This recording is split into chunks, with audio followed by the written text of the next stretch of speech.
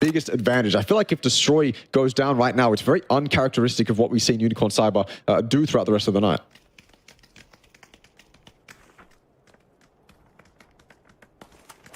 Great way to finish the night for FTF and UNC. Top 2 at the moment, and will remain in the top 2 when it's all said and done. Just the position there could change, really. And also a bit of a salvation final round, final game for E36 after a very tumultuous final, well, start to the night. Their final games have been much better. And probably just offering a little bit of hope that they can be competitive for the remainder of this tournament. Up to 12 points now, not that far behind RXC and Bliss and PNC. Disappointing, though, of course, for the Aussie teams. Both of them in the bottom 4. Not where they would have liked to have been. Oh, little pan. Trick with the frag grenade. And always throwing these up hills can be so difficult. Little vision. Not quite sure how close they really are. One head left for Destroy to try and finish off E36. Does a tiny bit of damage. Loose end thrown out as well. Not a lot of ammunition on that org, but you get these 2 kills and you can probably get some ammunition off their bodies. Maybe expecting them to be a bit higher. Could be trying to push him behind him, but no, they are very much going to be coming in from the below side. Everything says this should be a free double kill for Destroy. And if he finds it, then UNC are going to be in a great spot. Hudat, though, fighting a bit more of a frontline fight against FTF, does get that kill onto Happy. That's going to make life a little bit easier for UNC. FTF no longer at full strength, now down to 3 players. One of those moments, though, Hudat gets caught up with FTF, then Destroy starts taking that 2v1 versus E36. It could go sideways. I still think Unicorn Cyber will remain in a much better position than anyone else in this lobby, but that's one of the ways this could go terribly wrong for Unicorn Cyber. It's just Hudat taking this fight solo against FTF, and then it's Destroy taking the fight alone against E36. Not anymore, though. He's got backup in the 4, but he's got it down without a trade. If this falls apart for UNC, it's all on these individuals taking fights without using the backup of the high ground. Destroy could have fallen back the entire time and had backup from every one of his teammates who had arguably, categorically, the best spot in the game. Destroy's lost his life. Unicorn Cyber have given this up a little bit too much. Belmont's gotten dangerously close as well. Unicorn Cyber, now they're not moving around so much. Now they're not confident in their little micro movements. The high ground that they have, the unplayables that they have, no longer are they the solid advantage they used to have, because Manhug's just sitting there silent. Like, he's had to go fully silent now. Spower's the one providing backup. Hudat's had to jump off and he lost his life. That is an absolute blunder. This is Unicorn Cyber completely crumbling. Yeah, they are. And I think they put so much stock into Destroy being able to get that double kill. As soon as he loses that, you still also now have to deal with them. Like, this is the biggest issue more than anything. You lose a player, but then also the threat behind is still very much there. They get a bit of help by FTF of all teams. They're not calling to Sylvia. But now with this more high ground position, FTF should be able to overwhelm UNC. Trick gets the double. He does what Destroy could not and gets rid of Enter Force. And 4 teams now remain. But the highest of all high ground is with From the Future. This overhanging view says it all. 6, 7, 8, 9 in a little crevice at the back as a solo.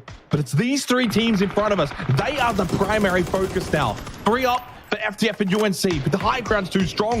And Orcarim will get the knock onto Spower. Unicorn Cyber, unfortunately, at this last moment in the final match, have really given up good position, good control, and are giving kills away. And From the Future, from here, you would think should be able to find their second win of the night. After a couple of poor games, Russell, they have responded. We go phase 9, though. Phase 9 is off the unplayables. They might have to jump off straight into Day Trade's lines of sight. Unicorn Cyber still here as well. Yeah, it's a knock from Simoy, but he can't capitalize on it. You can't just jump off the unplayable off the back of that. You've got to wait for your opportunity. The safest would be to go around the eastern side, but then you end up with 6, 7, 8, 9. So I feel like this is not super ideal for FTF just because of how this phase 8 has panned out. They kind of have to deal with Day Trade and Unicorn Cyber before they have to jump off these unplayables. They might actually be able to do that. Pooch is completely in the open. Simoy's doing it all right now for FTF. So many kills, and he's just exposing himself to get these flushes as well. No one is able to trade. Nurens is completely on the other side of the unplayable. 6, 7, 8, 9 obviously not going to show his head just yet. And Unicorn Cyber is a shadow of their former selves. They can't do anything. All the control they previously had is gone.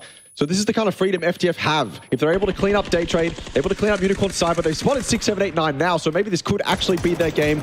After all, these angles aren't forgiving for these people that just want to survive under these unplayables. It's too open. The FTF can see basically all of it, and Orcarin, confidence in his blood right now. 6, 7, 8, 9. They know he's a solo. Awkward, confident with that 1v1. He knows he has high ground advantage as well. He's got teammates who can basically provide all the information necessary for him, tell him what's free, where he could be, what crevice 6, 7, 8, 9 could be hiding in. If Orcon wants to take this 1v1, it's risky, but could be the winning play. What a way to finish this final match of the night. Phase 9 arriving very shortly. Classic Miramar, especially with now these unplayables. It's kind of like a new age Miramar, if anything. And yeah, dealt with both.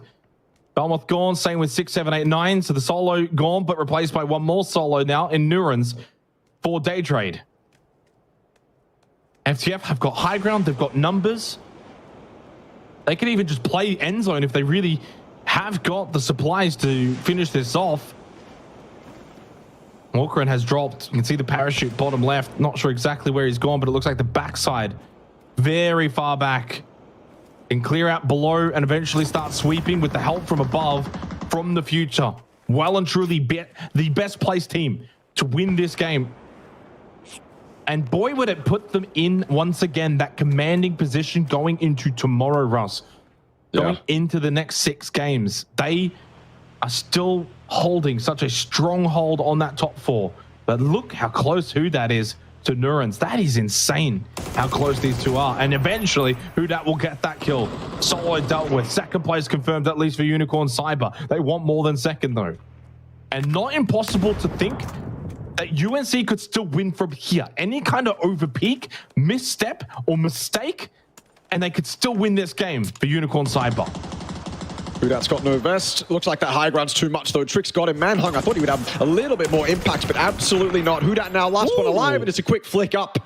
It is all FTF. The high ground that was once Unicorn Cyber's is claimed by From the Future, and off the back of that, Unicorn Cyber became the